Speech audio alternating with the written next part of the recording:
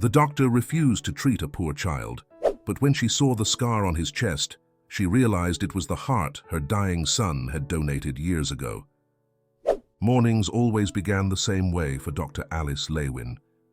A tense silence filled her apartment before the alarm went off. That routine seemed to anchor her to a dull present from which she couldn't escape. Alice usually got up at the first ring and, without uttering a single word, walked barefoot to the kitchen. She turned on the coffee maker and watched the steam emerge from the boiling water, reflecting on how much her life had changed in so little time. In the past, when her son Andrei was alive, the house was filled with laughter, early morning dashes, and the comforting aroma of breakfast shared by the three of them, mother, father, and son. Now, however, only a bitter emptiness remained. Alice had lost Andrei in a car accident. That fateful night was forever etched in her memory. Since then, every corner of the house carried the echo of a painful recollection. Over the months, that pain had not subsided. It had instead turned into an impenetrable shell that both protected her and kept her isolated. It was precisely this emotional shield that allowed her to continue practicing as a surgeon, though at the cost of becoming distant and cold in the eyes of those around her. Her morning ritual continued. With her fresh cup of coffee in hand, she paused in front of a wall displaying a few photographs. Most pictures were stored away in boxes, but she had kept a small selection in plain sight. One stood out in particular, a photo of Andrei at about 10 years old, smiling as he rode a red bicycle. Each time she saw it, a lump formed in her throat. Yet she never looked away. It was as if by staring at him, she wanted to punish herself by reliving the loss over and over. That suffering had become a bitter companion that no longer frightened her, but instead kept her tied to her son's memory. Before getting dressed for work, Alice usually opened the closet in her bedroom, where, in a top drawer, she carefully kept the last jacket Andrei had worn. It still held a faint scent of children's cologne. Every morning, without fail, she ran her hand over the fabric, closed her eyes, and took a deep breath, fighting back the tears that threatened to escape. That garment was the physical link to a past she could not let go of. Alice lived alone. After the accident, her relationship with Liam, her husband, was irreparably fractured. Their differences over how to cope with grief and, above all, about donating Andrei's organs drove them apart until they eventually separated. He believed that, despite the pain, saving other lives with what little remained of their sons was a final act of love. She, however, felt pressured, incapable of handling so many traumatic decisions at once. Alice carried the guilt of having consented without fully understanding the implications, or perhaps without wanting to face them. Following those events, the coldness that now defined her began to intensify. Even so, few questioned her abilities as a surgeon. She always displayed an innate talent. Her precision and ability to focus in the operating room made her a leading figure in her field. Yet that same discipline had become her shield for keeping any personal ties at arm's length. At Santa Aurora Hospital, she was known for being aloof. Her colleagues whispered, somewhat warily, that Dr. Lewin preferred to treat only patients with comprehensive insurance coverage, as she wanted to avoid bureaucratic complications or clashes with administration over extra expenses. And while this was mostly gossip, no one dared confront her openly, given her impeccable reputation and performance in the operating room. That morning, Alice left her home with the firm, serious demeanor that had become her norm.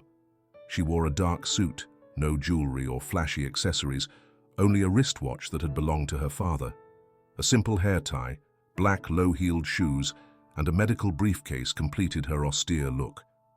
She drove to the hospital without turning on the radio, prolonging the silence of her home.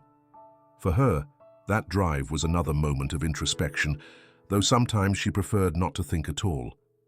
Over time, she had perfected the skill of emptying her mind so she wouldn't suffer more than necessary. Upon arriving at the parking lot, the security guard greeted her with a nod that went unanswered. Alice simply acknowledged him wordlessly, without returning a smile or any friendly gesture. She stepped into the elevator that would take her to her floor and caught a fleeting glimpse of herself in the mirror as the doors closed. The reflection showed a woman in her mid-40s, almost unnaturally pale, with dark circles that spoke of sleepless nights and a gaze that looked both exhausted and severe. Before the doors opened again, the doctor glanced away, as though ashamed to reveal her vulnerability even to herself. In her office, only a few decorative items broke the monotony: a desk with a computer monitor, an ergonomic chair, bookshelves of medical volumes, and some neatly organized files. The only personal object in sight was a picture frame with no photo inside, as if she had removed the image she once would have displayed proudly. Some nurses mentioned that when someone arrived without insurance or with limited means, Alice would delegate the case if possible, avoiding any emotional bonds or the administrative headaches they might bring. That attitude, seen as a lack of empathy, had fueled rumors and comments in the hallways. Yet the reality was more complicated. Dr. Lewin carried a pain so intense that she found it safer to shield herself behind indifference. She had lost the ability, or perhaps fought against it, to be moved by the suffering of others. Every emergency reminded her of Andres. Every anxious family called to mind her own, and that similarity was unbearable. It was as if seeing a child or anguished parents forced her to relive, time and again, the chaos of that night her son's heart stopped beating. So she retreated unconsciously, burying herself in the coldest aspects of her profession: exams, diagnoses, procedures, and results. That morning, as she flipped through a medical file with her usual impassive expression, a slight tremor in her left hand betrayed her. The memory of Andres, always present, was the root cause of everything. The guilt and sorrow would not let her move on, and the armor she had built promised to remain unyielding. Unbeknownst to her, she was about to face a choice that would test her composure. In the near future, Dr. Lewin would be forced to confront the ghosts she had carried since that tragic accident. For now, however, she remained silent. Around the hospital, she was known as a flawless professional, but the real Alice, torn between pain and guilt, stayed hidden behind an icy sadness that threatened to devour her from within. Her initial workday ended much the same way it had begun, marked by that mixture of coldness and melancholy. Alice stayed shut in her office, reviewing reports and polishing every detail, as though her life depended on preventing any emotion from distracting her, and thus the groundwork was laid for the conflict that would shape her future: a shattered heart and a mind trained to save lives, yet seemingly stripped of the most basic empathy. No one suspected at the time that destiny was about to put a choice before her that would confront her with the very past she tried so hard to ignore. Santa Aurora Hospital rose from a broad complex of gleaming white buildings. From its main entrance to the waiting rooms, everything conveyed a modern air meant to reassure patients and impress health authorities with its efficiency. It featured a large reception area, several specialized wings, and a surgical department equipped with cutting-edge technology. Yet beneath that pristine surface lay a rigid policy that prioritized profitability above all else, perpetually straining the balance between medical commitment and economic gain.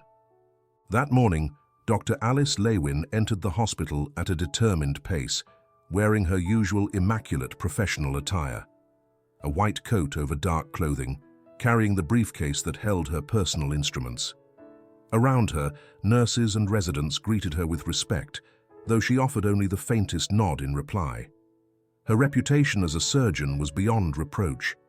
Few could rival her precision in the operating room or her speed in making critical decisions. However, after her son Andres's death, she had become a distant figure, unable to show warmth to her patients, especially those who posed a financial risk or required cumbersome insurance procedures.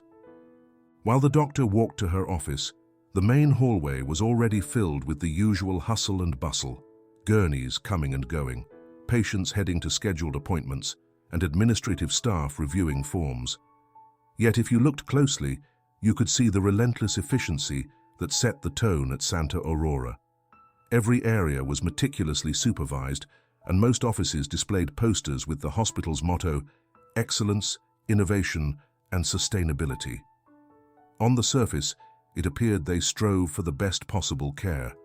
But to Alice, those words simply highlighted the endless budget cuts and the constant push to reduce costs, sometimes by turning away patients or sending them to public facilities if their insurance did not cover expensive treatments. The hospital's board of directors, chaired by Dr. Luke Rivas, continuously stressed the need to keep a balance between quality care and financial stability. Rivas had been a surgeon in his youth, but he hadn't held a scalpel for years. Nowadays, he focused on administration, tightly holding the hospital's reins. His fixation on numbers and billing clashed with the purely medical vocation that, in theory, should guide a healthcare institution.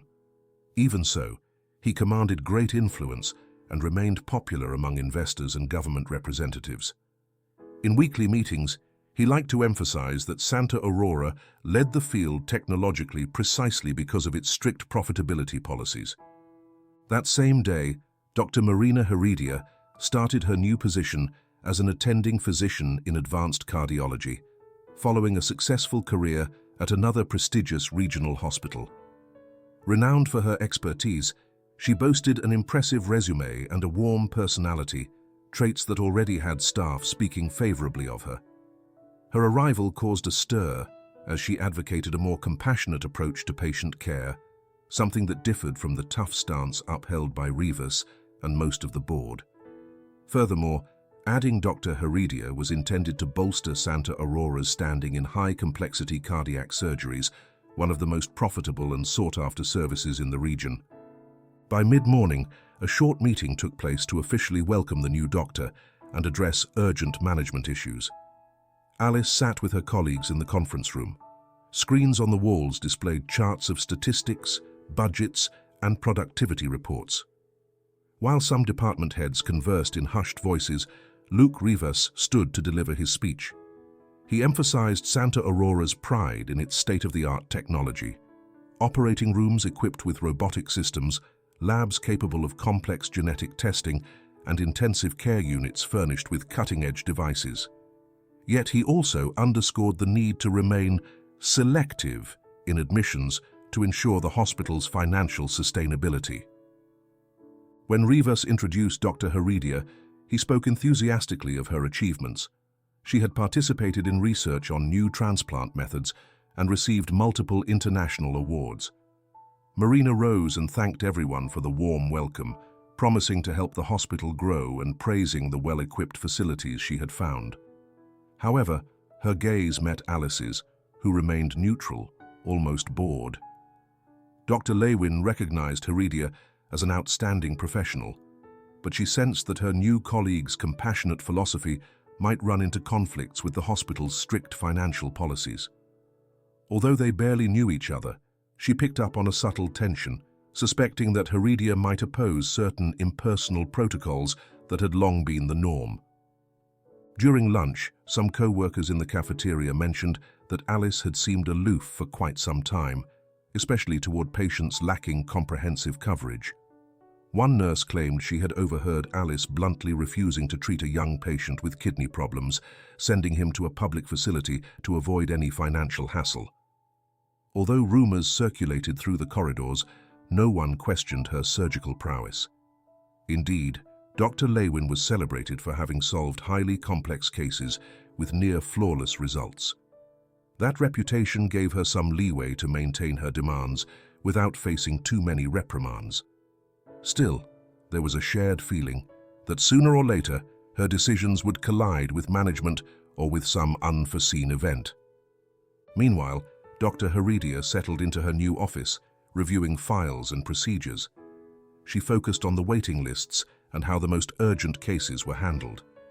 Her aim was to understand Santa Aurora's internal processes better and, above all, to find ways to encourage a more humane approach within the hospital. She planned to meet with the top surgeons to find methods that balanced profitability and dignified patient care. Yet she knew from experience that changing a deeply ingrained system would be no easy task. That afternoon, following the round of formal meetings, Alice returned to her office. In her inbox, she found an email from Dr. Rivas restating how crucial it was to carefully assess each patient based on their insurance coverage and financial feasibility. While she was used to this line of reasoning, something in the email's tone felt more urgent than usual. The hospital had invested in new equipment, and to balance the books, cost and reimbursement policies would become even stricter.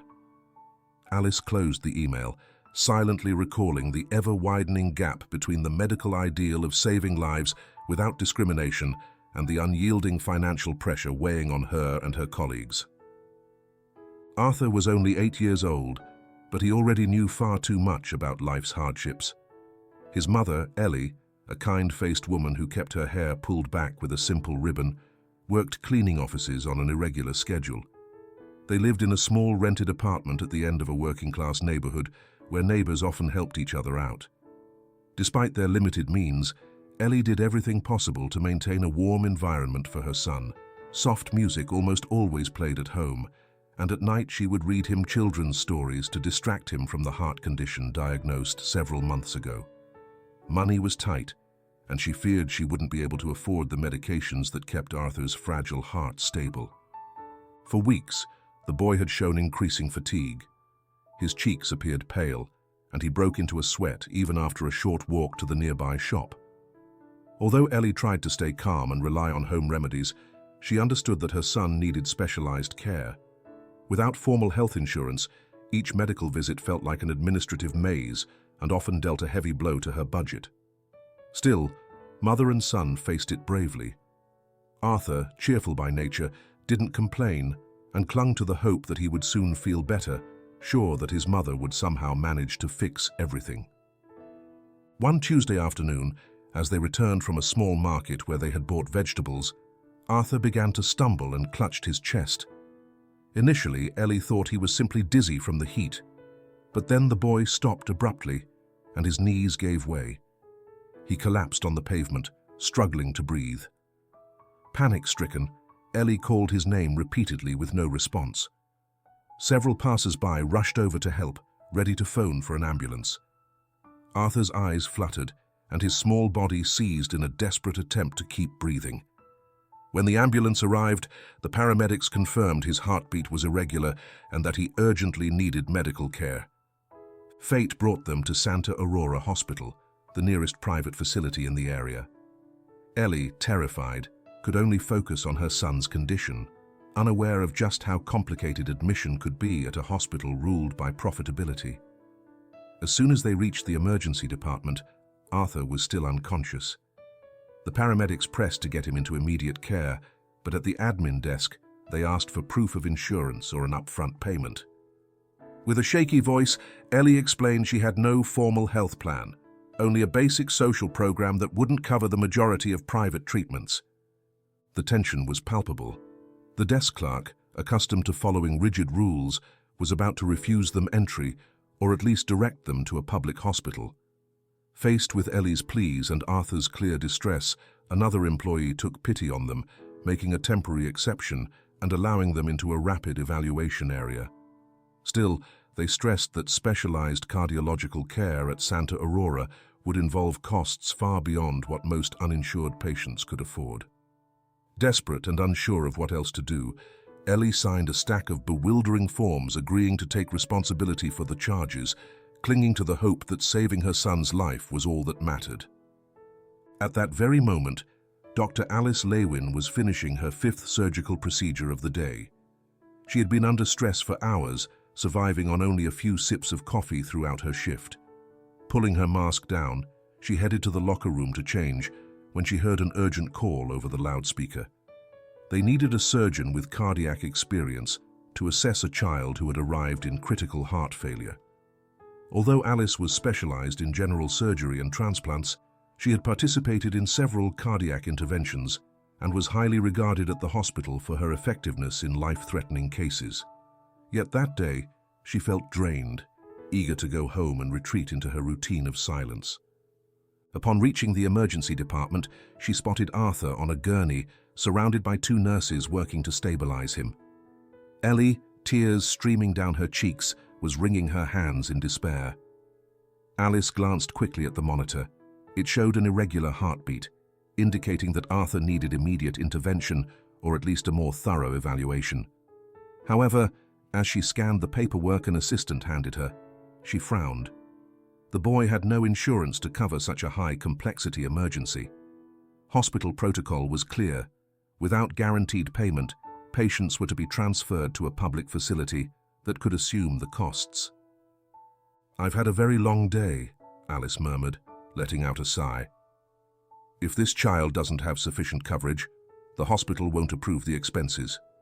Call for an ambulance and transfer him to a public facility." Hearing this, Ellie threw herself at the doctor, begging her not to abandon them. She explained her dire situation, spoke of their poverty and her constant struggle to afford her son's medications. But Alice barely looked at her, merely repeating in a firm tone that the case had to be managed by an institution capable of covering the expense of such a complex cardiac treatment. To her, it wasn't simply coldness. Fatigue and management's unrelenting pressure were driving her to shield herself from the kind of administrative tangle that, in her experience, only led to endless, unresolved disputes. One of the nurses suggested they stabilize the child before transferring him, to which Alice gave a brief nod. She ordered a mild sedative to calm Arthur's agitation and then, with marked indifference, left the emergency room. Ellie, meanwhile, stood on the brink of despair, fearing her son's life hung by a thread and that no one there was willing to help without financial guarantees. That was the first encounter between Dr. Lewin and little Arthur, and the first spark of a conflict that would soon grow into something far more painful and far-reaching than anyone could imagine. For the moment, Arthur's heart kept beating with difficulty, clinging to a hope that seemed increasingly distant in that unwelcoming environment. Dr. Ezequiel Ramos was a young, enthusiastic resident, known among his colleagues for his empathy and dedication. He had come to Santa Aurora Hospital wanting to learn from the best surgeons and make a difference in patients' lives, regardless of their social status. That night, he was finishing an exhausting shift in the ER when he saw Dr. Alice Lewin walking out, a severe expression on her face, followed by Ellie's desperate pleas to have her son treated immediately. Ezequiel couldn't just stand by. He hurried to the gurney where Arthur lay and took in the readings on the vital signs monitor at a glance. "What's going on with this boy?" he asked the nurse beside the bed. She quietly explained that the patient had no insurance, effectively dismissed by the hospital's financial guidelines, and that Dr. Lewin had ordered his transfer to a public center. However, the child showed signs of cardiac instability, and any delay could be life-threatening. Ezequiel felt outraged. For him, medical vocation transcended any paperwork or bureaucracy. "He needs immediate stabilization," he insisted, checking Arthur's oxygen level and heart rate. "We can't send him anywhere like this." With the nurse's help, Ezequiel administered basic treatment to regulate Arthur's heartbeat, injecting medication that would at least give him some relief. Minutes later, the boy's pulse grew less erratic. Ellie, standing at his side, clung to her son's hand and thanked Ezequiel with her eyes, though she still feared the administration's reaction if she couldn't provide financial guarantees. The resident, however, stayed focused on Arthur, deciding it was best to keep him there until he was sure another collapse wouldn't occur. Meanwhile, Alice had retreated to her office to wrap up some tasks, convinced that following hospital protocol was the only option. But Ezequiel, aware of her reputation as a surgeon, requested her presence once again, arguing that the situation could not be postponed. For an instant, Dr. Lewin seemed annoyed that the resident had gone ahead and provided interim treatment without consulting management. Nevertheless, she understood it was an emergency and, against her initial judgment, headed back to the room where Arthur lay. Wearing a distant expression, Alice checked the boy's vital signs and examined the preliminary notes Ezequiel had compiled. Then, following a protocol she could practically perform blindfolded, she began a physical examination of Arthur. Ellie remained silent, worried that her presence or pleas might further irritate the doctor. Ezekiel stayed in the room, relieved that his superior had agreed to reassess the case. As Alice lifted the hospital gown to inspect the child's chest, she noticed a long scar running across it, thin but unmistakable, clearly indicating a prior surgery. Recognizing it, she froze. A wave of memories surged over her. The shape, the location, the length of that scar were unmistakable, identical to those of a heart transplant. Stunned, she felt a lump in her throat. Struggling to hide her reaction, she took the file Ezekiel had begun compiling and skimmed it, searching for details about Arthur's medical history. In the notes, she found something that left her speechless. The transplanted heart had come from a child donor whose name was kept confidential in the file. But Alice didn't need to read more to grasp the truth. The identification number and the donation dates matched exactly with her son Andrei's. She started to tremble, suddenly unable to hold the file. Looking again at the scar on the boy's chest, she confirmed what she had secretly feared. Arthur was the recipient of Andrei's heart. For what felt like an eternity, though it was only a second, Alice's mind splintered into a chaos of conflicting emotions. The pain of losing her son, the guilt that had consumed her ever since, the anger she'd been burying for so long, it all crashed over her. She remembered the night Andres died and how his organs were ultimately donated. She didn't know whether the trembling in her hands was caused by anguish or by some kind of dreadful relief at discovering that, in a way, her son still lived on in the chest of the very child she had been ready to reject just moments before. Ezekiel noticed how pale she had become and asked if she was all right. Unable to answer, Alice gave one last look at the monitor, where Arthur's heartbeat still wavered, but was strong enough to be considered stable for the time being. Without a word, she set the file down on a tray and left the room with unsteady steps. Ellie watched the surgeon's reaction uneasily as Ezekiel followed her, trying to understand what had happened. In the hallway, Dr. Lewin came to a halt, leaning against the wall and breathing heavily. She was caught in a whirlwind of shock, surprise, and deep pain that threatened to shatter the armor she had spent years building. She barely noticed Ezekiel calling her name. It took a monumental effort to regain her composure, and even then her voice trembled when she finally spoke. "Take care of him for now," she murmured, her gaze distant. "I need to confirm a few things." Ezekiel didn't fully understand what she meant, but he nodded, respecting his superior's apparent emotional collapse. Though he barely knew her, he sensed that her reaction was not just about exhaustion. There was something more, a mystery that made the resident glance at the ER doors, trying to connect the dots without much success.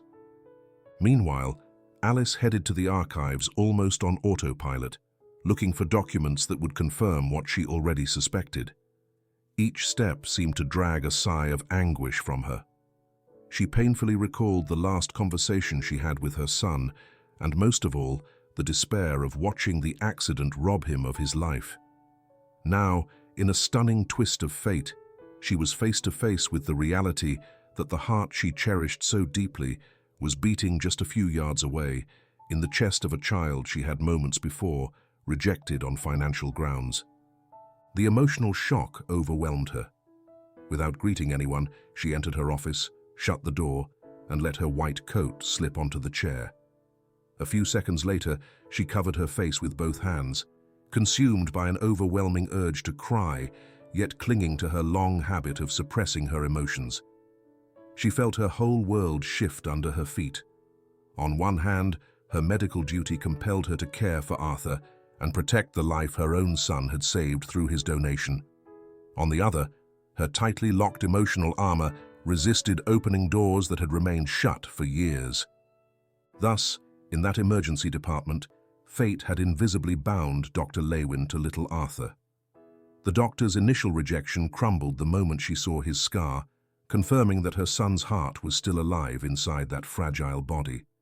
No one yet knew it, but this was a turning point.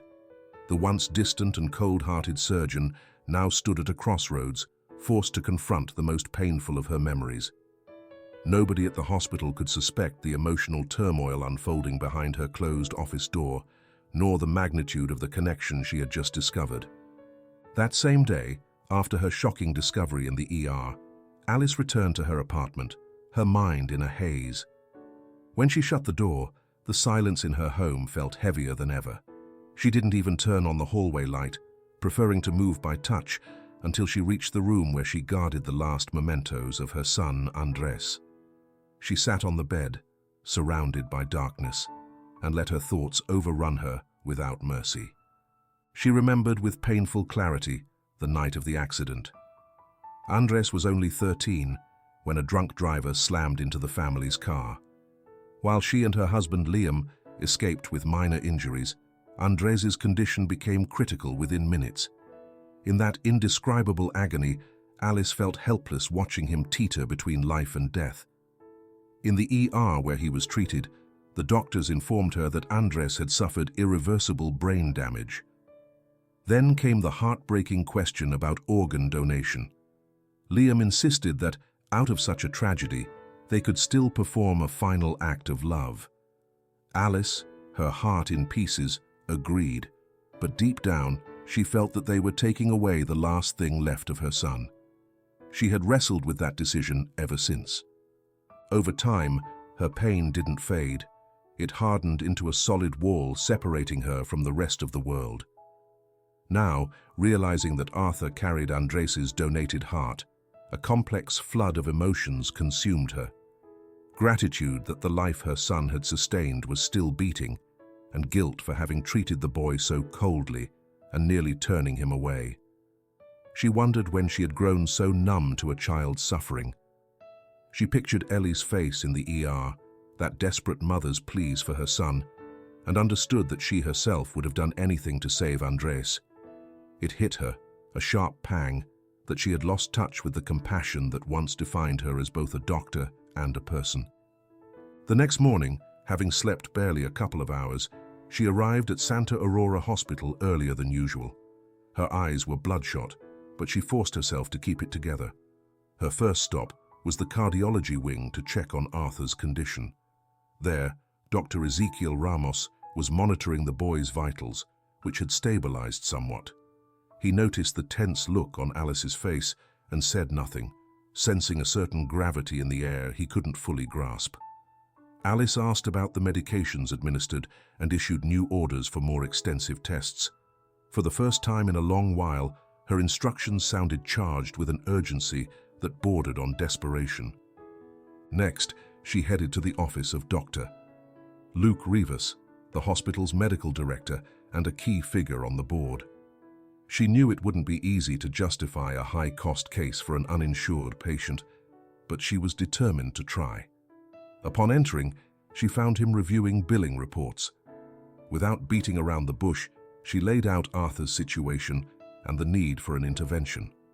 In precise clinical terms, she explained the severity of his condition and the importance of acting quickly to prevent a potentially fatal heart failure.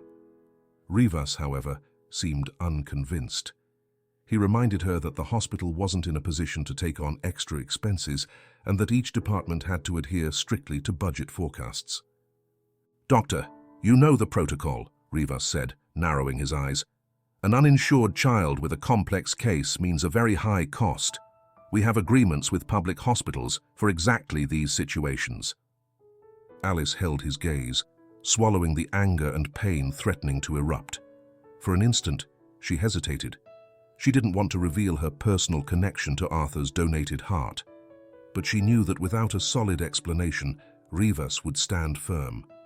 Still, she found it impossible to share something so deeply personal. She wasn't ready to speak about Andres with the director, so she limited herself to insisting on the medical urgency. "If we transfer this boy now, he might not make it," she argued resolutely. "He's not in any shape to withstand an ambulance ride and remain stable at another facility. We could be facing a tragic outcome." Rivas's expression barely changed. He leaned over his desk and used a cutting tone. "This isn't a charity organization," he stated. We have our limits. Unless someone covers the bill, we can't take this on." His response only fueled Alice's resolve. She realized she was fighting not just for Arthur's life, but also to honor her son's memory. Even though Andres's heart now beat in another child's body, that heartbeat was still a part of him. She couldn't bear the thought of losing it again over something as unjust as a lack of funds. The situation escalated to a full-on confrontation. Rivas noticed that the surgeon before him wouldn't give in so easily, which struck him as odd. She had always stayed away from administrative conflicts. Impatient, he got up from his chair and walked to the window. "If you insist on pursuing this procedure, the board will have to assess the case. But I'm telling you now, it won't turn out in your favor. This hospital can't afford such expenses," he warned, letting slip a veiled threat. Aware of the risks, Alice responded in a firm voice. "I'll do whatever it takes. I won't let a child with this transplant miss out on the treatment he needs. One way or another, I'm going through with it." She turned and left without waiting for a reply. Her footsteps echoed in the hallway, where a storm of thoughts whirled in her mind. She bitterly recalled her initial attitude toward Arthur. At the same time, guilt and the need to make it right drove her to fight against all obstacles. She knew that by defying the board, she was jeopardizing her reputation and job security. But she also felt it was the only way to redeem herself and free herself from the guilt she had carried ever since losing Andrei's. That day marked the start of Dr. Lewin's internal and external battle. On one hand, she was facing the ghosts of a tragedy she had never been able to overcome. On the other, she was challenging the hospital's cold, profit-driven machinery, which ignored the purest essence of the medical profession. Fate had merged her past and present into a single heartbeat. Andrei's heart, alive in Arthur, now called for the humanity and courage Alice believed she had lost forever. Dr. Marina Heredia's initial suspicions arose while reviewing old case files in search of previous cardiac transplant records. She needed a better understanding of Santa Aurora's transplant unit protocols, perhaps to improve them. However, among the stacks of physical and digital documents, she stumbled upon one case in particular, the donation file of young Andrei Lewin. The basic information confirmed that he was Dr. Alice's son. Intrigued, Heredia continued looking for details related to that procedure, finding inconsistencies in the dates and consent times that did not match the organ bank's reports. At first, Dr. Heredia assumed it was a simple administrative error, but as she compared different record versions, she uncovered a strange pattern. Several forms appeared to have been updated after the fact, and the authorization signatures were not in the usual order. There were also conflicting comments about Alice's emotional state when she accepted the donation. The reports referred to an unusual sense of urgency, as though someone had pushed for the process to advance without delay. The official justification was the severity of Andres's condition, but certain documents mentioned discrepancies that could hint at coercion or, at the very least, undue haste in the decision. The more she read, the more Heredia wondered about the reasons behind these discrepancies. She understood that Alice's personal tragedy surely played a role, but she also suspected the hospital might have engaged in dubious practices to maintain a high transplant success rate. Realizing just how delicate her discovery was, she decided to compare it against external records. She began to feel uneasy. Bringing these possible legal gaps to light might hurt not only Alice, but also Santa Aurora's reputation. And though Dr. Heredia had initially joined the hospital with the aim of promoting ethical improvements, she had never intended to clash with such high-profile colleagues. Her dilemma grew when she learned of Alice's insistence on operating on Arthur, an uninsured child, in direct conflict with the profitability policy set by Dr. Luke Rivas. Heredia realized that Alice was risking a great deal with that decision, and the hospital itself was exposed to a high-cost case that would not generate revenue. Concerned that her recent discovery might become a bargaining chip or a double-edged sword, she decided to approach Alice. Perhaps the surgeon would prefer to keep a low profile upon learning about the information Heredia had uncovered. One afternoon, Heredia caught up with Alice in the hallway near the staff break room. The surgeon, absorbed in a patient file, barely noticed her until Heredia greeted her in a measured tone. "I need to speak with you in private," she said without preamble. "I've been reviewing some old transplant records, and I think we need to clarify a few points." Alice frowned, intrigued. She invited her to step into her office. Once inside, Heredia closed the door carefully and settled into the chair across from the desk, holding a set of ring-bound papers in her hands. "I discovered inconsistencies in your son's donation documentation," she explained tensely. "They might just be filing errors, but they suggest there could have been undue pressure or haste in your decision. I know you're determined to operate on Arthur, and I don't want this paperwork to become a legal problem for the hospital or for you." Alice felt her stomach lurch. The mere thought that someone was digging into Andrei's donation was painful, and she also recognized how dangerous this find could be. For the first time, she realized that her personal decisions during that traumatic period might have been improperly recorded. She did not want to believe that anyone had taken advantage of her vulnerability, or that she could be held responsible for misconduct. Still, she understood that Heredia now held a potentially devastating piece of information. "What are you suggesting?" Alice asked, keeping her tone distant, though inside she was shaking. Heredia didn't immediately answer. She let out a sigh and then locked eyes with Alice, her resolve firm. "I don't want any of this going public," she finally said. "But if you insist on moving forward with Arthur's case, and it ends up questioning the hospital's finances, I wouldn't put it past the board to do anything to discredit you, or those involved in Andrei's donation. I don't want to be part of a scandal, but I also won't stand by and let a child be harmed for no ethical reason." Silence stretched between them. Alice realized that Heredia was, in a sense, offering a veiled warning. If she persisted in operating on the uninsured boy, the hospital and its financial interests might feel threatened enough to use the inquiry into Andrei's donation to protect themselves or to scapegoat the surgeon. Although Heredia wasn't outright blackmailing her, the intention was clear. By revealing the secret, she was letting Alice know how precarious her position really was. The news rattled Alice but did not deter her. With a solemn expression, she thanked Heredia for the information and asked her to leave.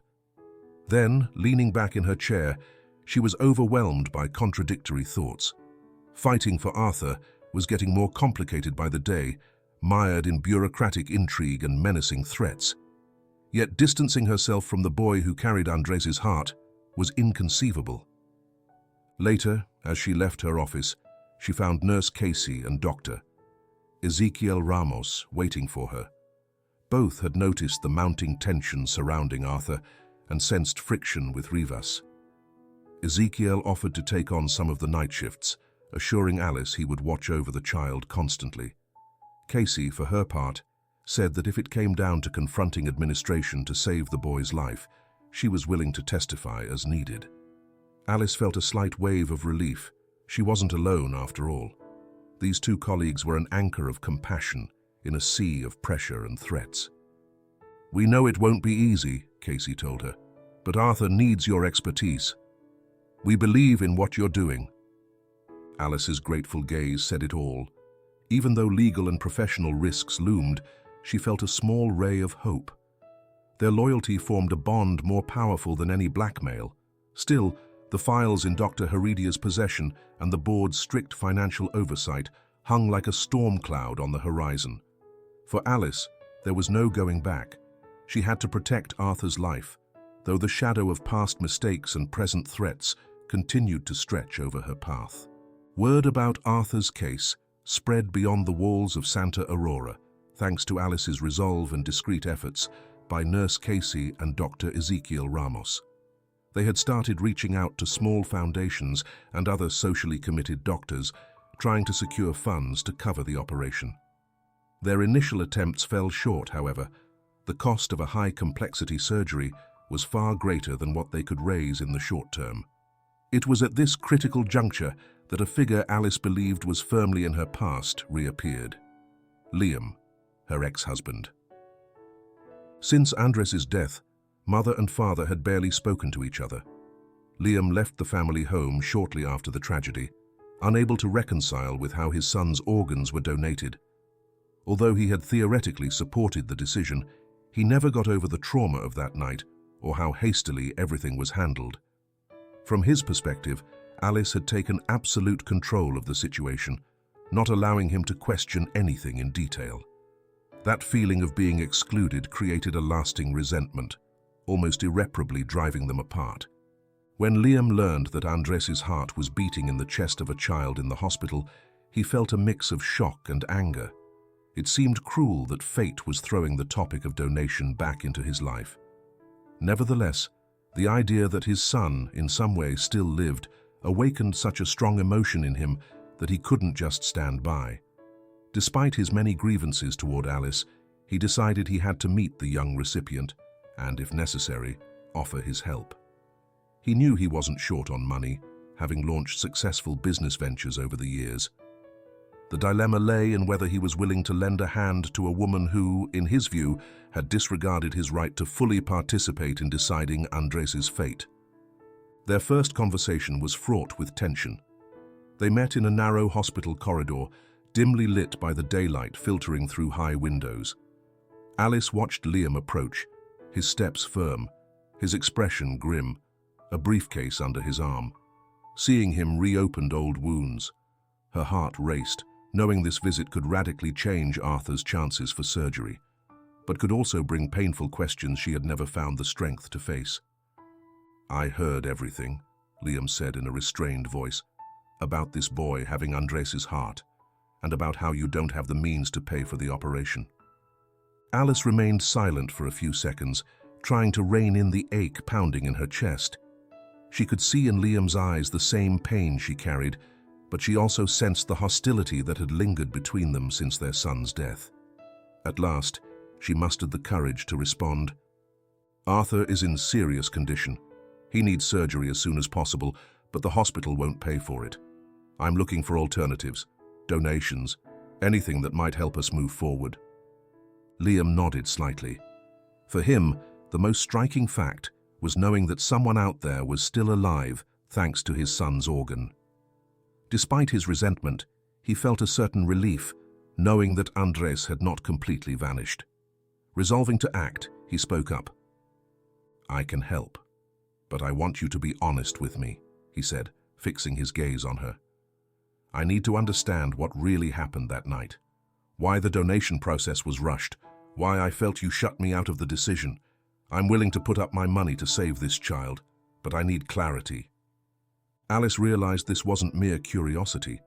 Liam needed to come to terms with the guilt that clung to them both. She hesitated, afraid to revisit such a painful and conflicting past. However, she knew Arthur's well-being depended on it, and perhaps opening up to Liam would ease the burden she had carried since Andres's death. "I'll do my best to explain what I went through," she answered in a quiet voice. "I'll tell you my side of it, without hiding anything. But please understand it was pure chaos. I lost control of so much." Their encounter ended with a tentative agreement. Liam would provide a sum of money as collateral for Arthur's operation, while Alice promised to give him a detailed account of every step, both of the surgery and the complete story behind the donation. That very afternoon, they met in Dr. Lewin's office to finalize the terms of their collaboration. There, with the support of Nurse Casey, who would handle logistics, and Dr. Ezekiel Ramos, they set up a plan for mixed funding. Part would come from Alice's personal savings, including her possible sale of some inherited shares, another part from Liam's contribution, and finally, they would get backing from a couple of charitable foundations Ezekiel had reached out to.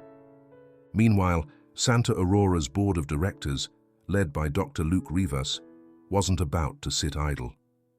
Although the financial guarantee seemed a clear solution, Rivas feared the media fallout of operating on an uninsured child. Even the slightest mistake could trigger a scandal that would tarnish the hospital's image.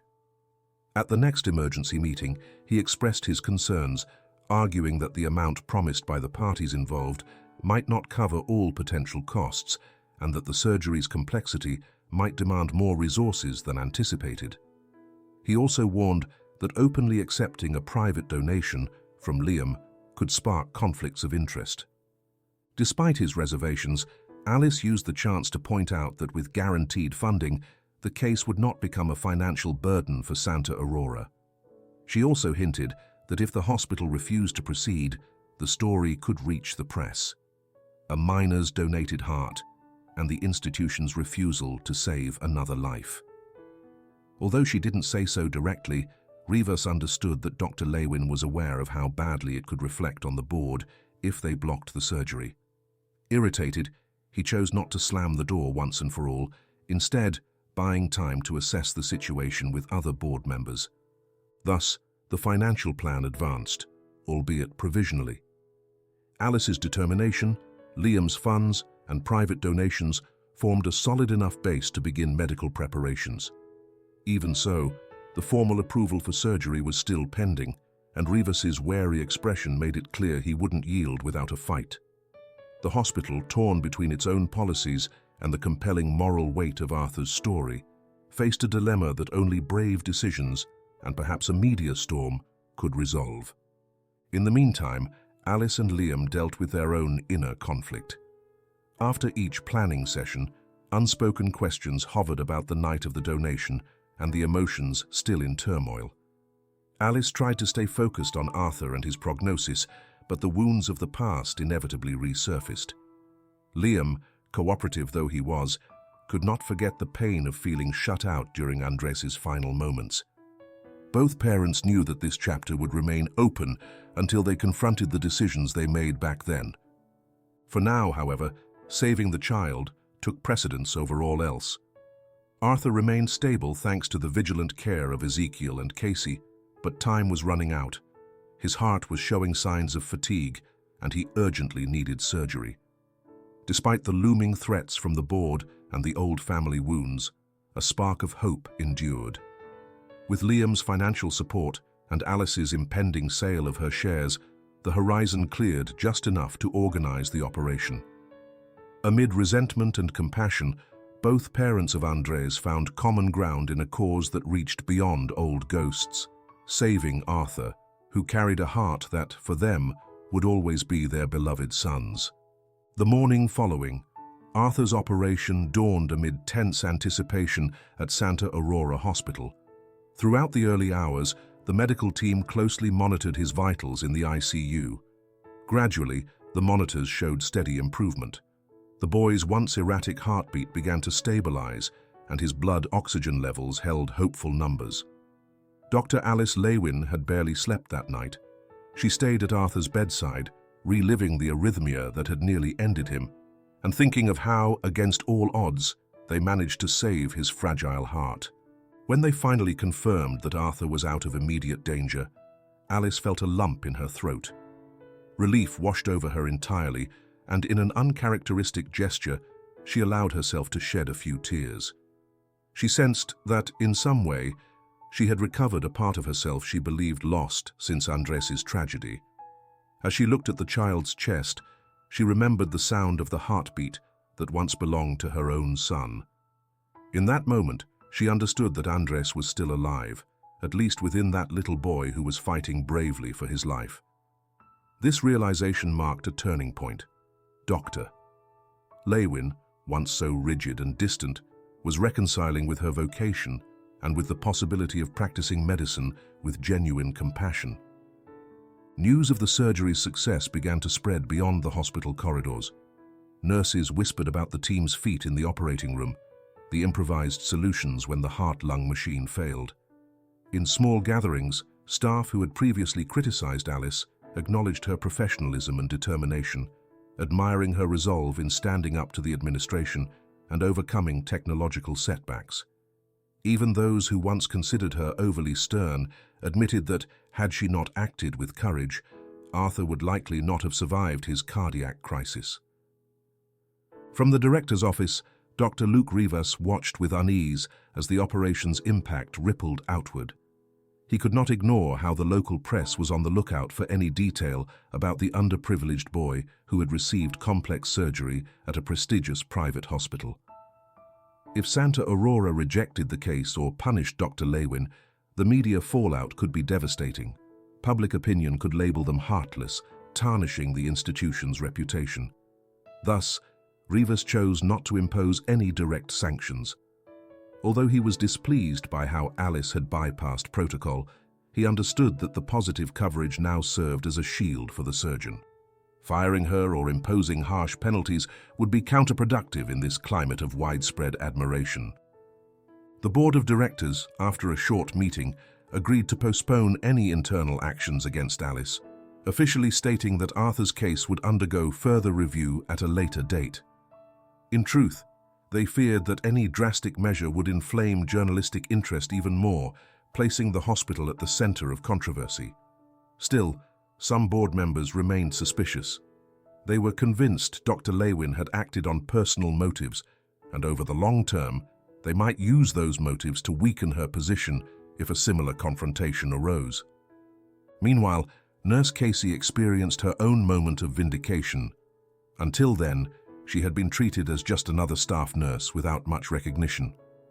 But her courage and skill during the operation, particularly when she helped implement an alternate method to replace the failed machine, made her a standard-bearer for professionalism in the surgical ward. Several specialists congratulated her personally, praising her expertise and dedication. In the cafeteria, people spoke admiringly of the nurse who didn't hesitate to hold the tubes manually while Alice operated. Casey, deeply moved, continued her duties with modesty, but she could not hide the subtle smile of satisfaction for finally earning the respect she had long deserved. Dr. Ezequiel Ramos also gained well-earned prestige.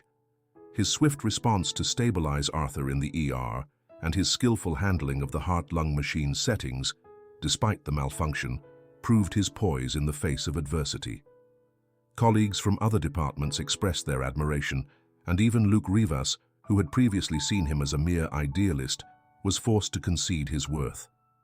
Ezequiel felt that his efforts were finally recognized, and he was also thankful for Alice's guidance. Though her manner could be abrasive, she had allowed him to participate in one of the most challenging surgeries of his training. The resident realized that beneath the armor of this surgeon lay a woman shaped by deep pain, yet also by a kindness that was now emerging. Dr. Marina Heredia, for her part, quietly distanced herself from any villain label. In fact, by helping provide supplies at a critical moment and intervening so the operation could go ahead, despite the board's initial resistance, she dispelled many suspicions about her intentions. Though she remained aware of the documents she had uncovered regarding Andres's donation and the potential irregularities, she chose to stay silent. Observing Alice's reaction to Arthur's recovery, she noticed a different glow in her eyes, as though the surgeon had been reborn. Little by little, Heredia understood that her own behind-the-scenes actions had been an ethical move. She refused to be complicit in an injustice, and perhaps that same drive to safeguard the child's life was now opening a new path for her in the hospital. As the days went by and Arthur stabilized, the air of conflict around Dr. Lewin gave way to a sense of change. Forced by the wave of favorable publicity, the board dared not hamper her work. Local media ran stories praising the hospital for taking on such a complex case without focusing on the financial aspect. Photos of Ellie holding her son in his bed, heartbeat steady and a timid smile on his face, became the week's iconic image, prompting many people to call Santa Aurora, asking about the hospital's pediatric assistance programs. Although the board had not formally approved any such program, public pressure and social expectations paved the way for the institution to consider some form of initiative supporting underprivileged children. Taking advantage of every free moment, Alice spent time visiting Arthur in the ICU. There, alone with the boy and his mother, she allowed herself to become more human, remembering that medicine was not just about technique and results, but also about compassion and devotion. One night, seeing the monitor display a steady rhythm, her eyes filled with tears again. As she placed her hand over Arthur's chest, she could feel the warmth of the heartbeat that once belonged to Andrei. It moved her to the core, and in that instant, she sensed that through every single beat, Her son was sending her a message of peace. Not everything was lost. The love she had always felt for Andres could now flow into saving lives. Thus, the success of the operation triggered a profound change at Santa Aurora. Dr. Lewin, Nurse Casey, Dr. Ezequiel Ramos, and Dr. Heredia, all once questioned, were transformed into symbols of courage and humanity. Tied by the positive media coverage, the board had no choice but to yield and refrain from punishing the surgeon. And while questions lingered regarding the operation's costs and the hospital's financial entanglements, this moment stood as a clear moral victory for those bold enough to challenge the system.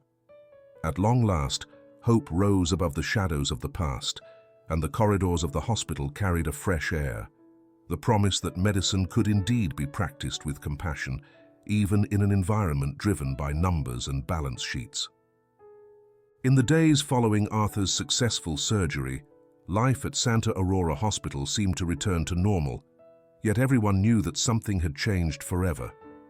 Tensions with the board remained under the surface, but the media's and the public's strong support for the case spurred new ideas about establishing a program for children in need. Though initially reluctant to show her emotions, Alice began to participate in internal discussions on how to implement this new project, aware that her actions had opened a crack in the institution's rigid financial policies.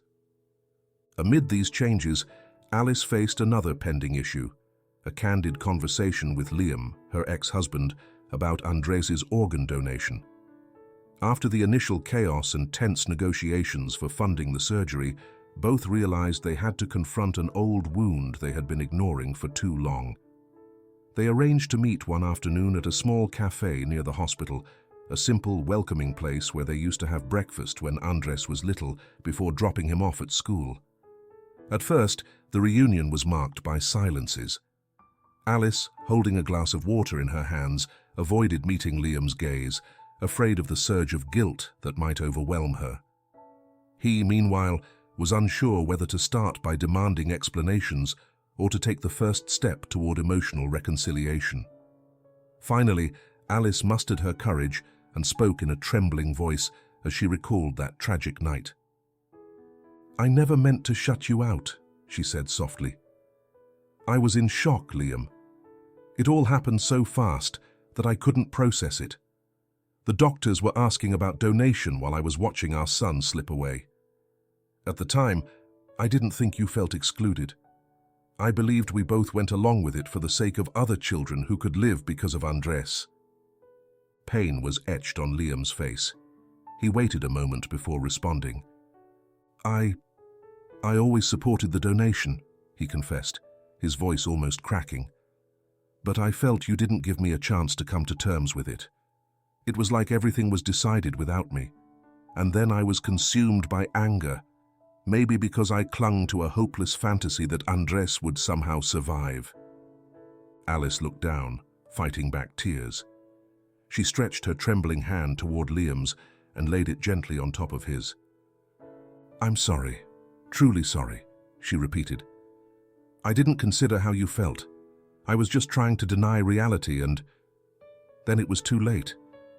Now I realize you needed time to say goodbye to Andres as well." They both fell silent. The distant hum of the espresso machine and the muted conversations at other tables seemed to wrap them in a bubble of intimacy.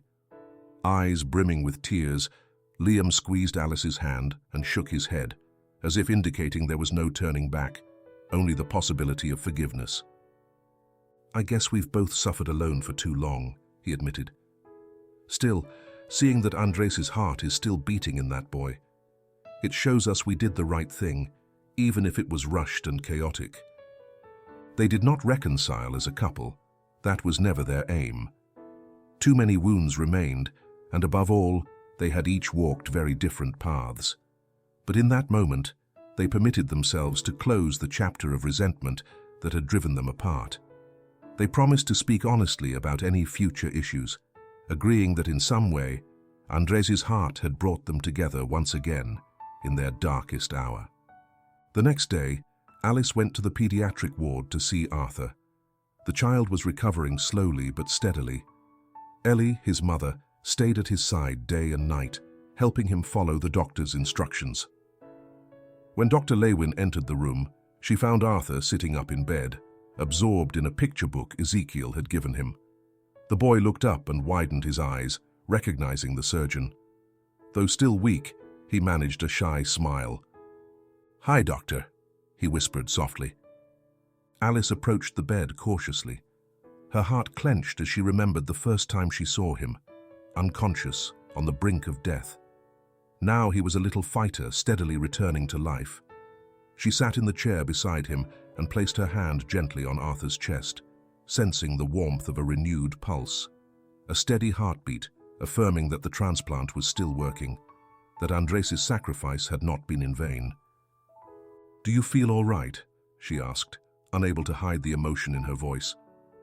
Arthur nodded and turned the book to show her, with some effort. Dr. Lewin let out a slight laugh. Her eyes grew misty, but this time it wasn't from grief. It was a long-awaited sense of release. She realized at last that she could look to the future without guilt, free of the past's paralyzing weight. Right there, with her hand resting on the chest of the boy who bore Andrei's heart, she knew she had made peace with herself and with her son's memory. This moment marked the beginning of a new chapter. Spurred by media coverage and pressure from multiple civic associations, Santa Aurora Hospital announced a few weeks later the creation of a special program to assist pediatric patients with limited resources. Though the board of directors remained wary, Dr. Luke Rivas recognized that the hospital's reputation might be enhanced and possibly attract future investments. Even so, the decision was not without internal debate and suspicion. Alice, with the support of Dr. Marina Heredia, Nurse Casey, and Dr. Ezekiel Ramos, joined the coordinating committee to contribute ideas for more inclusive healthcare.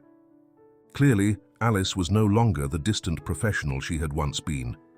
Fully engaged, she took part in meetings to design protocols aimed at fast-tracking critical care for children with serious illnesses.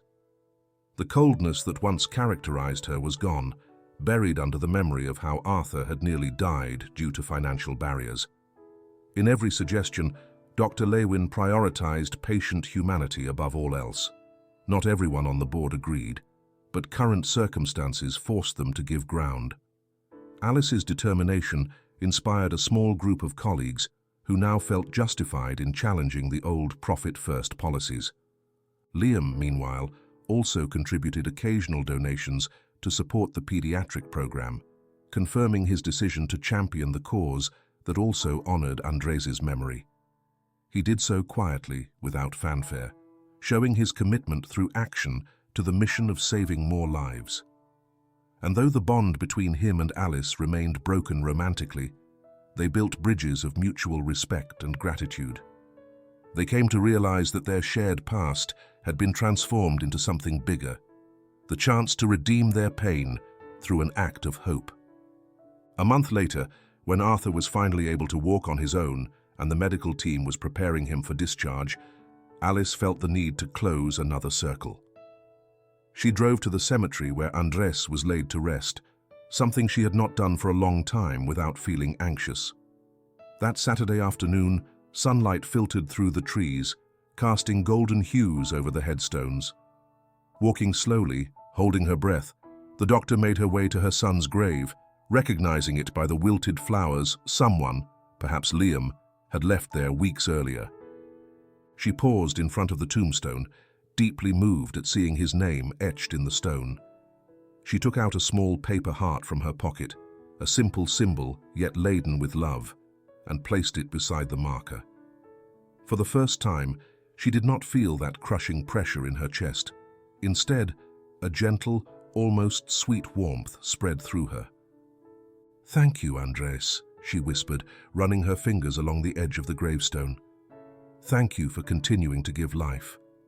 Today, I know I haven't lost you completely. You're still here, in Arthur's heartbeat, and in every chance I have to help others." Tears welled naturally, without the bitterness that once consumed her. It was a cry of relief, of reconciliation with the memory of the son she loved more than anything. Alice left in silence, and the smile that appeared on her face spoke of hope. She had set down the burden of guilt, and in doing so, her most human and empathetic side was reborn, the part of her that tragedy and professional demands had buried for far too long. With a lighter heart, she departed the cemetery, knowing she had finally reclaimed her vocation, free of paralyzing sorrow. Now she could practice medicine with the same passion she once had, tempered by the strength and wisdom born of hardship. She had helped Arthur regain his health, and in so doing, found her true self once more. The road ahead would be challenging, filled with tough decisions and battles against financial obstacles, but Alice felt prepared. After all, as long as Andrei's heart continued to beat in a humble child's chest and in her own memories, nothing could stop her from bringing hope to those who needed it most. This story reminds us that behind every medical decision lie lives and hearts intertwined in unexpected ways. Alice built a wall of coldness to protect her own pain. However, discovering that Arthur bore her son's heart forced her to reconnect with the humanity she had kept buried for so long. That shared heartbeat not only saved the child's life, but also reignited the doctor's spirit, showing that love and compassion can overcome fear, guilt, and financial hurdles. In a world where financial interests often come first, Alice and Arthur's journey invites us to reflect on what truly matters in a vocation: empathy, solidarity, and the conviction that every life is precious, regardless of background or resources. It reminds us that even in the darkest scenarios, the bond that unites us as human beings can light new hopes, heal wounds, and open paths toward reconciliation and genuine inner renewal. Thank you for joining me in this story. If you enjoyed it, don't forget to subscribe and leave a like. I'll see you in the next video to share more emotions and adventures. Take care, everyone.